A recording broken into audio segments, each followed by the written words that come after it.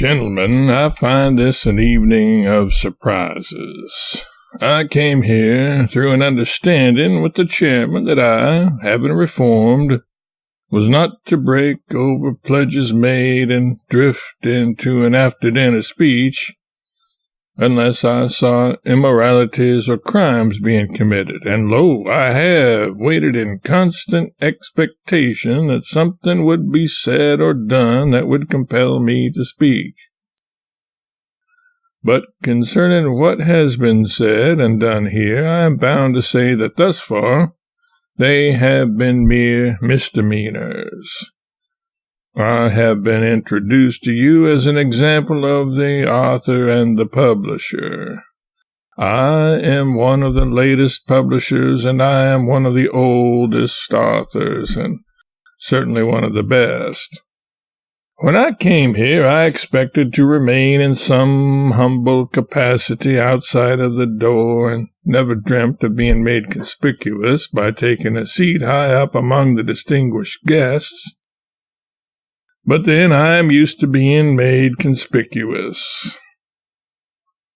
As I say, I have found nothing really to attack. I expected Mr. Beeman to commit himself. Lawyers are always committing themselves.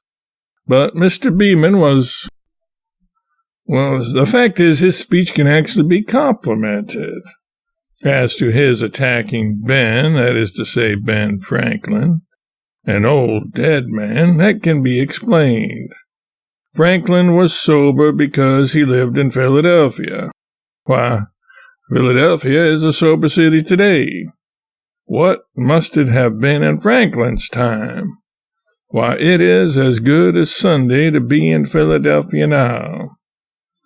Franklin was frugal, and as he says himself, with becoming modesty, he had no vices. Because, although he little suspected it, he made a vice of frugality. Mr. Beeman wishes that at the last he may be shoved into a barrel of Madeira, but if he had lived here instead of in Philadelphia, he would have wanted to get the barrel of Madeira into him. I am here in the character of author and publisher, but I think I will let that rest. Oh, I can tell you a great deal about publishing, but I don't think I will. I'm rather too fresh yet. I'm at the honest stage now, but after a while, when I graduate and grow rich, I will tell you all about it. Education is so common that an education is within the grasp of everyone, and if he does not want to pay for it, why, here is the state ready to pay for it for him. But sometimes I want to inquire what an education is.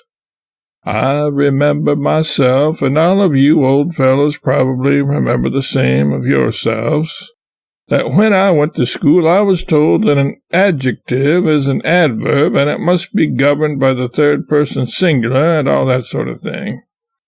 And when I got out of school, I straightway forgot all about it. In my combined character of publisher and author, I receive a great many manuscripts from people who say they want a candid opinion whether that is good literature or not. That is all a lie. What they want is a compliment.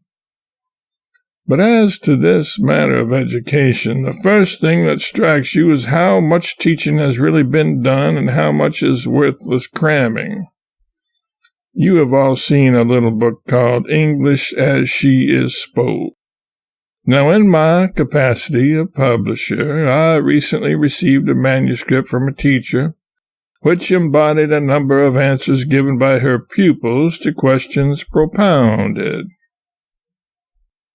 These answers show that the children had nothing but the sound to go by. The sense was perfectly empty. Here are some of their answers to words they were asked to define. Auriferous, pertaining to an orifice. Ammonia, the food of the gods. Equestrian, one who asks Questions. Parasite, a kind of umbrella.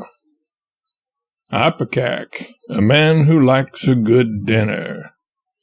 And here is the definition of an ancient word honored by a great party. Republican, a sinner mentioned in the Bible. And here is an innocent deliverance of a zoological kind.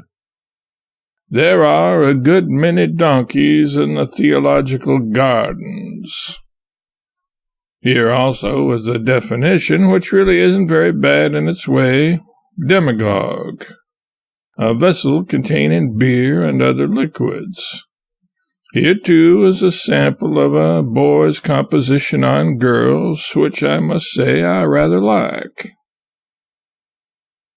Girls are very stuck-up and dignified in their manner and behavior. They think more of dress than anything and like to play with dolls and rags.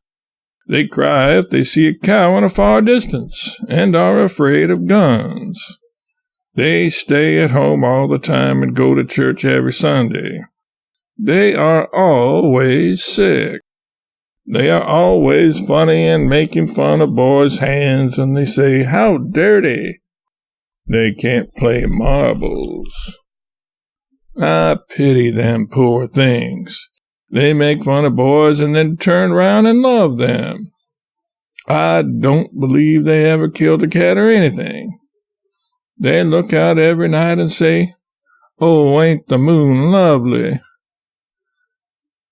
This is one thing I have not told, and that is, they always know their lessons better than boys.